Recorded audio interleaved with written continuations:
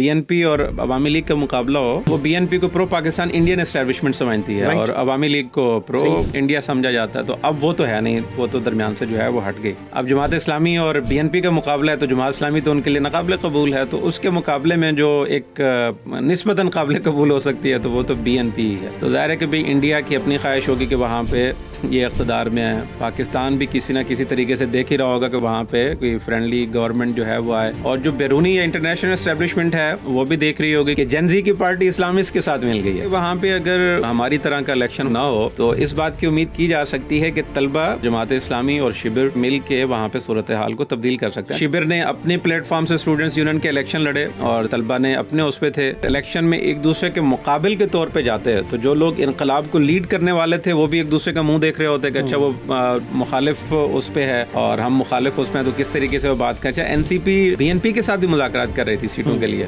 BNP ने पहले कहा कि हम 30 सीटें दे देंगे, फिर कहा 6 या 5 ले लें, और फिर कहा वो भी शायद नहीं दे सकते हम। तो उन्होंने उस तरफ से भी, आप वो सिनेरियो देखें ना कि अगर NCP और BNP मिले होते तो जमात की कहानी तो शुरू होने से पहले ख़त्म हो जाती। हसीना वाजिद के खिलाफ इनकलाब बर्पा करने वाले तलबा थे, वो सारे इकट्ठे हैं, चाहे शिबिर में हों चाहे NCP में हों, और वो जब मिल के इकट्ठे कैंपेन करेंगे तो वो बहरहाल नजर आएगा। जो इस वक्त स्टूडेंट्स यूनियन के मुंतखब लीडर्स हैं, उनकी जो सोशल मीडिया रीच है वो अगर मैं कहूँ बिला मुबालगा इमरान खान से भी ज्यादा। जो स्टूडेंट यूनियन का ढाका यूनिवर्सिटी का वाइस प्रेसिडेंट है या जनरल सेक्रेटरी है, उनकी प्रोफाइल्स आप उठा के देख लें, और उसके ऊपर जिस तरीके से लाइक्स और कमेंट्स और शेयरिंग होती है, मेरा ख्याल है कि बड़े सगीर में से इंडिया और पाकिस्तान और बांग्लादेश को मिलाकर देख लें तो इस वक्त बड़े लीडर्स में से। तो जो सोशल मीडिया से जुड़े हुए लोग हैं, जो जनरेशन Z है जिसने हसीना वाजिद का मुकाबला किया और उसको आउट किया, ज़ाहिर है कि वो एक बड़ी फोर्स के तौर पे मौजूद हैं उसमें, ऐसी फोर्स जिसको नजरअंदाज नहीं किया जा सकता, और वो मिले हैं इनके साथ। तो उम्मीद तो यही है कि कड़ा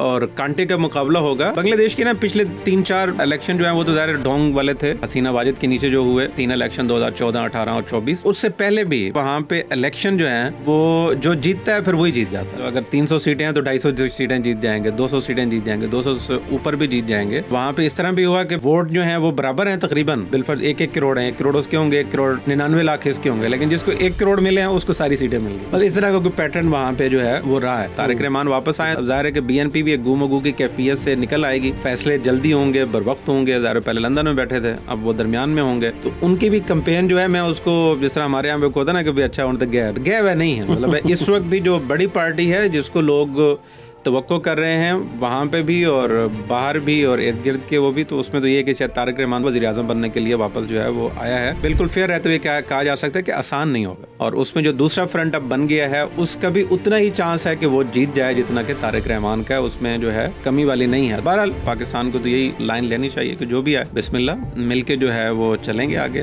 और खित्ते में भी और बाहर भी जो भारतीय बालादस्ती है उसका मुकाबला करेंगे इंशाअल्लाह।